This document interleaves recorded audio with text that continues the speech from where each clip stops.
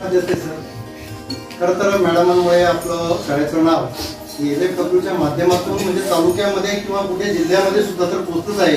पण कोणी असं अभिमानाने सांगतं की तुमच्याकडे LFW उपक्रम आणि मग आम्ही तेव्हा मॅडमांचं नाव सांगायचो. ती गोष्ट आपल्याला ती फार मोठी देणगी ते देऊन गेल्या. आपण त्यांचा उपक्रम पुढे चालूच ठेवू.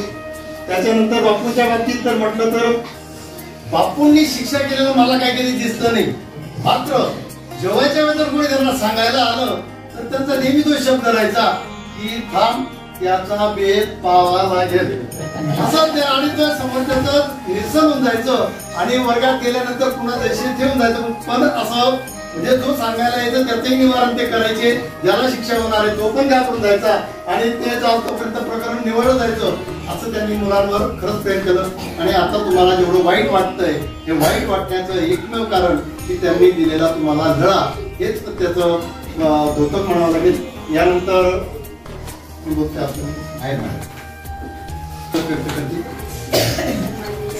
दादा शिक्षक बंधू आणि बहिणी,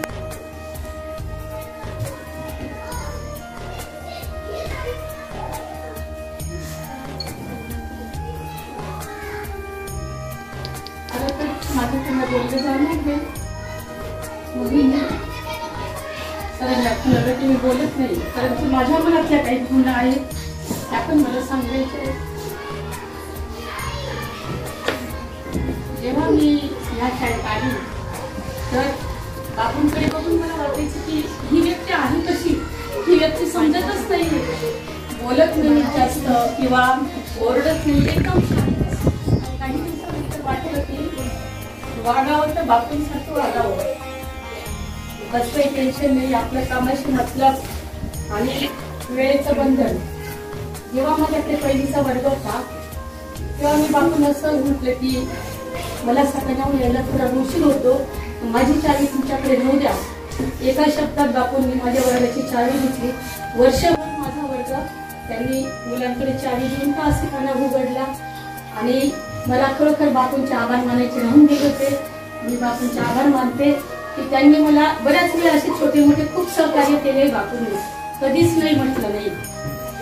मी आली असेल 2 मिनिटं काम सोडून बापूंनी मला मार्गदर्शन केलं असेल. बापू मी तुमचे आभार मानते की वेळोवेळी तुम्ही अगदी शांत मनाने मला जे सहकार्य केलं त्याबद्दल मी आपले आभार मानते. आणि आमचं म्हणजे एकदम बॉन्डिंग बहिणींसारखं होतं. कुठलाही प्रॉब्लेम आला सोनवणे मॅडमांनी सांगितलं, परतच मोबाईल घेऊन यायची. सोनवणे मॅडम यायची, मॅडम मला हे समजत नाही, लगेच ते माझा प्रॉब्लेम सॉल्व्ह करून द्यायची. मलाही त्यांना विचारताना कुठल्याही गोष्टीची कधीही लाज वाटली नाही आणि त्यांनी मला अगदी लहान बहिणीसारखं सहकार्य केलं. त्या माझ्यापेक्षा मोठ्या असूनही त्या मला नेहमी लहान समजत आल्या आणि एकदम लहान बहिणीसारखी मला वागणूक देत होत्या. ज्यावेळेस आता आम्ही शाळेत येतो बागेकडे बघून खूप वाईट वाटतं. जणू वाटतं की आमच्या बागेतलं पण पाळतो अच्छा मी पुढे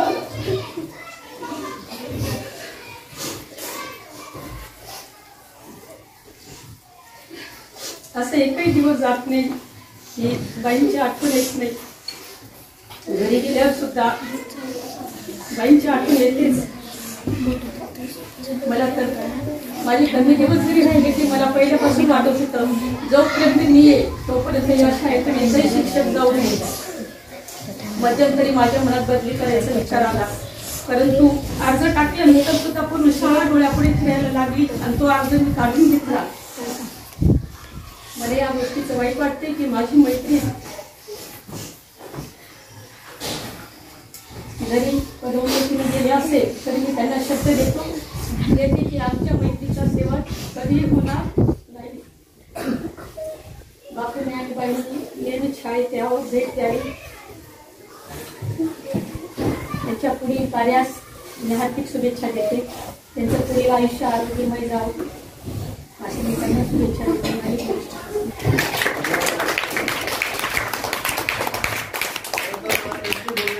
नव्हतीच पण मी म्हणजे त्यांनी अगोदर नाही सांगितलं, त्यांच्या चेहऱ्याकडे पाहून ते बोलू शकत नव्हते, परंतु त्यांनी ती हिंमत दाखवली आणि त्यांनी या ठिकाणी त्यांचं मनोगत व्यक्त केलं आणि बहिणीविषयी किंवा बापूंविषयी व्यक्त केलं.